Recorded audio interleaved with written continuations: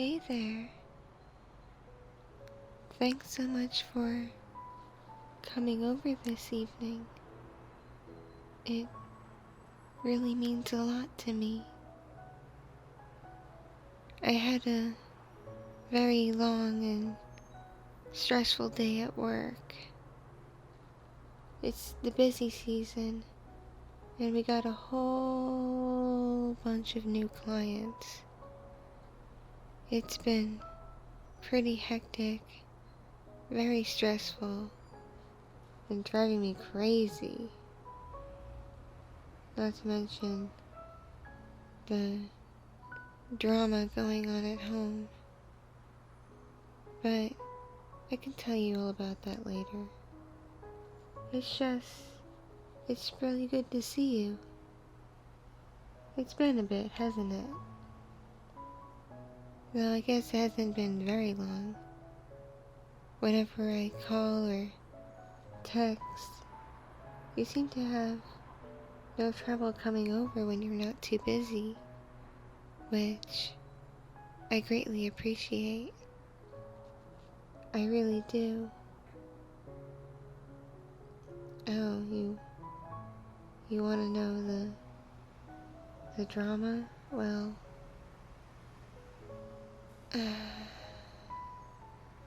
it's difficult to talk about.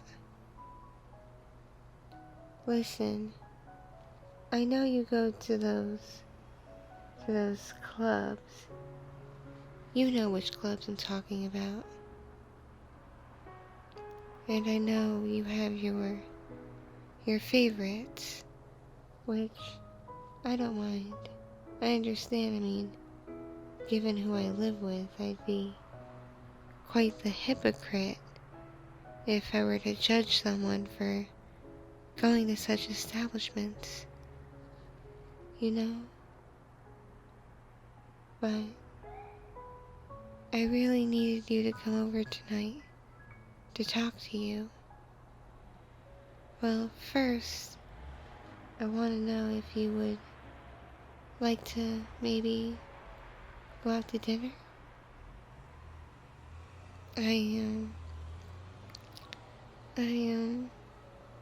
I've been kinda bad, and I haven't really eaten yet today.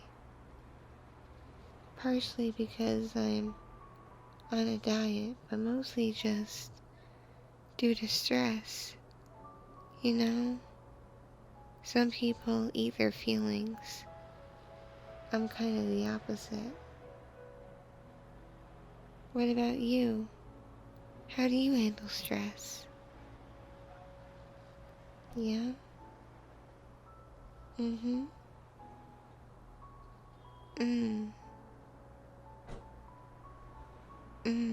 Yeah. Mm-hmm. Mm-hmm. Oh, I'm sorry things have been so stressful for you. I guess, there's no point in being too negative because someone always has it a little worse than you. Or a lot worse than you. Yeah. Did I ever tell you about the time I was in college and my dorm mates and I, we used to gather around the kitchen table and just vent our frustrations? We called it the burn meeting, where we would just, just ramble on about the difficulties in our lives. And one time we had the meeting, and we were just talking, venting our frustrations, venting about life. And this one girl was just really, really quiet the whole time. And we asked her, hey, what's up? Why aren't you participating? And she was like, Listen, I know you all are stressed out, and I know you all are frustrated and have things going on in your lives, but, well, for me, I went home and I hooked up with an old flame from high school, only to then find out that he popped a hole in the condom, and now I have an STD, and I'm too broke right now to go to the doctor, so I've just been suffering in silence, and while it's not anything life-threatening like AIDS, it's still really painful and really bad. So, I understand that you all have your things going on in life, but, well, I got screwed. Literally. And, well, after that, after hearing that from that girl, we decided we weren't going to have those meetings anymore. Because we learned really quickly, as bad as you think you might have it, someone somewhere has it way worse than you. And it's good to find some solace in that, you know? Not that I think anyone should be happy at someone else's misery, but I think you get what I'm saying, right? Yeah, so I understand that you're pretty stressed out too, if not just as stressed as I am, but, well, someone out there probably has even more stress than us. I mean, there's homeless people after all, and people with severe mental and physical illnesses. Way worse than anything I could have. Though I guess my PTSD from my abusive ex does count for something. Wouldn't you agree? Anyway, I guess I should give you a bit of the story. Kayla and I, well, if you go to the club, which I know you do, you probably know her as Amber. Kayla and I, well, we've been friends for a long time, and roommates for quite a bit, and recently, and I know I didn't tell you all the times you've come over and I've gone to your place and we've hung out, because I didn't know how to tell you about that, but she and I, we were a thing. Yeah, we were a couple. And I thought things were going nice. And I thought things were going great. I mean, we also kind of had a group thing going on. I've told you about the Neckos from the club who also live with us. Yeah, Sarah and Lexi. Though, I am more partial to Lexi. She's nice and quiet like I am. But, anyway, we were all kind of a bit of a thing together, and I don't consider the Neko girls to really be in a relationship. They more were just a source of comfort, you know?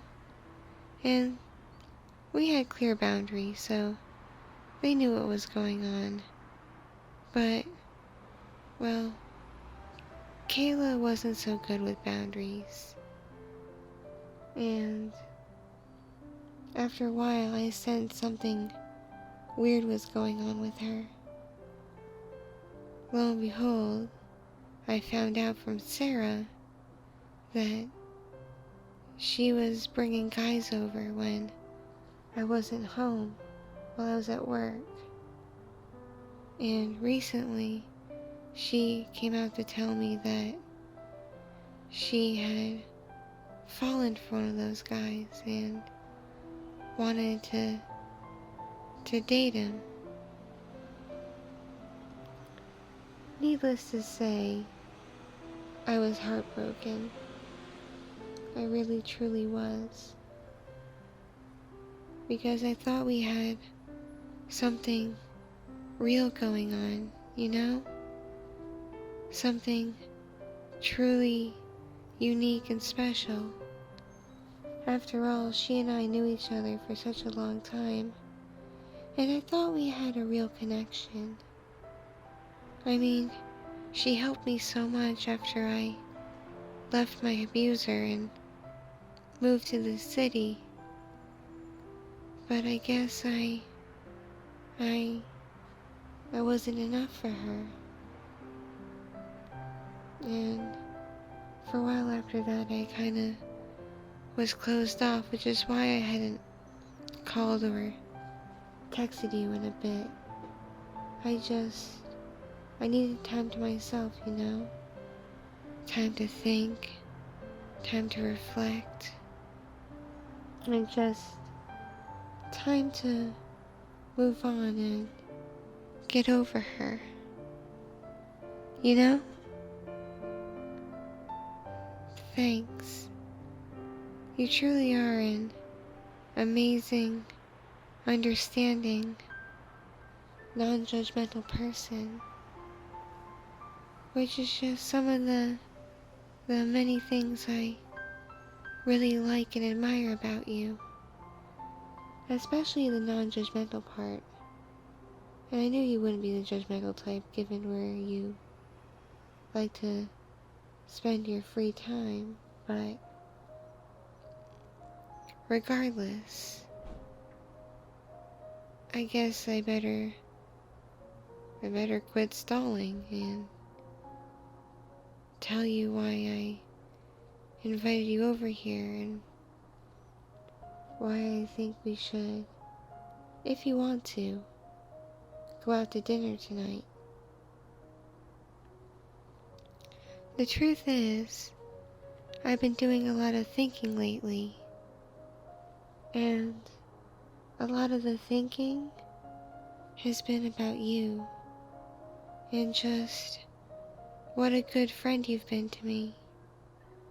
How you've been there for me, and supported me, and helped me when I was really going through that negative headspace when I first moved here after leaving my abuser, which I sincerely and deeply appreciate. There's no words to describe how much I appreciate it. It means the world to me, just how you've been there for me, and talked to me, and comfort me, and you're there. And I feel like you always have been, and you always will be, and that's something unique and special, you know? So anyway, I've been doing a lot of thinking and a lot of soul searching, and well, this is really hard to say, but I really don't know how to form this into words. There's so many thoughts and feelings running through my head. My heart is pounding. I'm sure you could tell how nervous I am, especially given how much I've been stalling, which I'm sorry, though I figured you'd want a bit of an update as to what's been going on with me. But anyway, I guess I need to tell you how I really feel. And how I feel is, well, I think I'm in love with you. And I love you with all my heart because you've been such a good friend and supportive and caring and trustworthy, and all the time we've spent together just hanging out and just all the quality time. I realize just how nice and intimate it's been in a weird way. I know I'm super weird, but I do really and sincerely love you. I do. So I want to know, how do you feel about me? I understand if you don't feel the same way. I can only imagine the reasons why you go to those establishments. But I'd like to know if that's okay.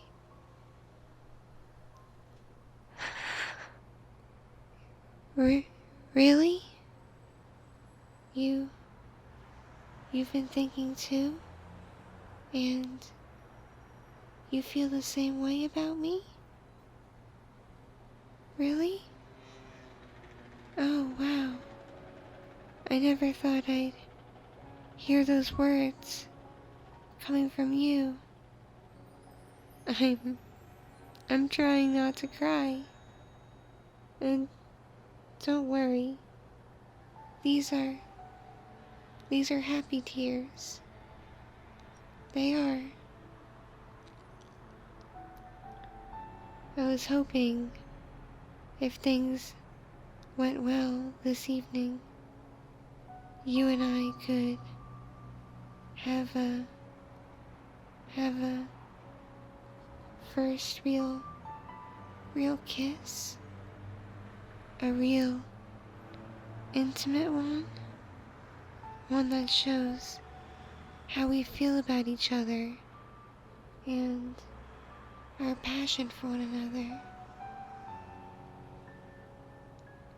You want to? Oh, I'm really nervous, but okay. Yeah, let's do it. Mm. Mm.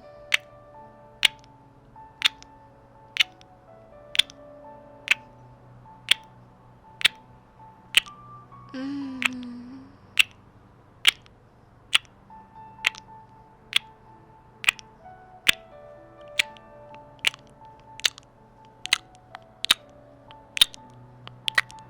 Mm.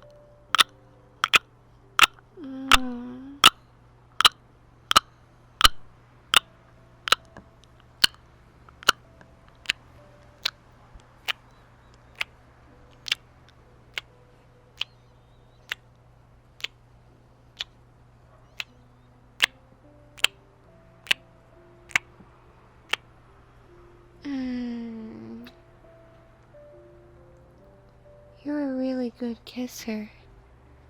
You know that? Yeah. That was really nice. Anyway, would you like to go out to dinner now? You would? Well, let me gather my things, and I'll be ready in 1, 2, 3. Okay? Okay. Mwah. Mwah. Love you. Mm-hmm.